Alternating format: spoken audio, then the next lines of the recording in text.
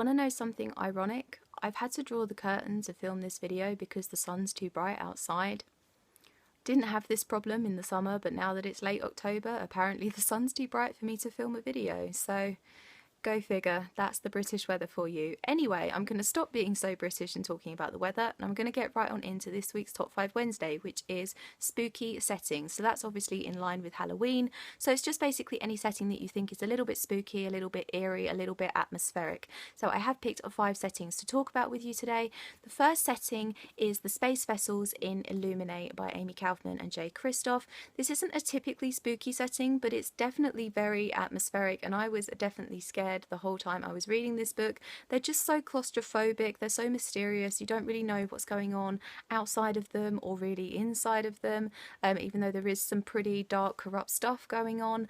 And I just I feel like they fill you with a sense of dread and eternal peril, and as I said, I was really, really scared the whole time I was reading this book. So yeah, maybe not a typical spooky setting, but certainly a pretty scary one.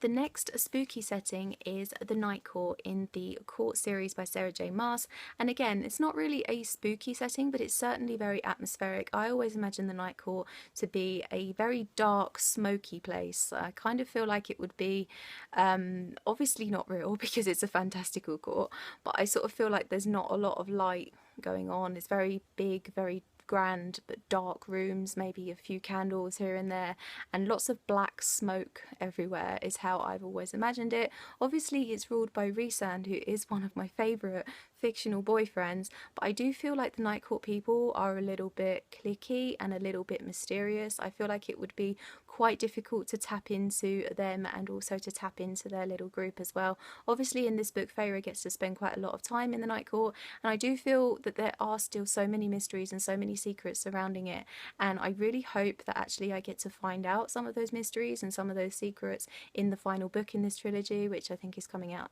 next year. So I really hope that I do get to spend some more time in it, because although it is very eerie and atmospheric, it is the sort of place that I do actually quite enjoy spending some time in, so I really hope that we do get to find out a little bit more about it in the next book. The next spooky setting is definitely a typical spooky setting, and that is the Overlook Hotel in The Shining by Stephen King.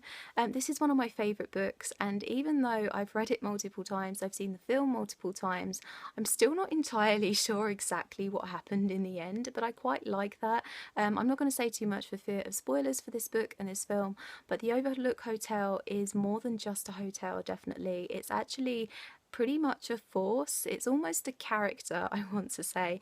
It's obviously a very big, very empty hotel, which the main character in this, Jack, gets a job as a winter caretaker at. So he's basically just looking after things over the winter while nobody's there. The hotel is closed, so it's very empty, so that obviously gives it the very atmospheric, eerie feeling. I don't know if you've ever been in a very quiet hotel late at night, but it certainly has that feel to it. Basically, whenever I'm in a hotel at night when everyone else is asleep, the whole corridors are really quiet, I get terrified because I think of the Overlook Hotel, and it's very, very scary. So yeah, I'm not going to say any more, but it's certainly a very spooky, atmospheric setting.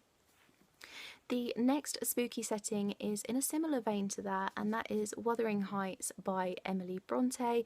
Wuthering Heights is the name of the very old, very big manor house in this book, and it's obviously a very dark house because it's very old and electricity was not around when this book was published, or when this house was, and obviously there are supernatural elements to this book as well.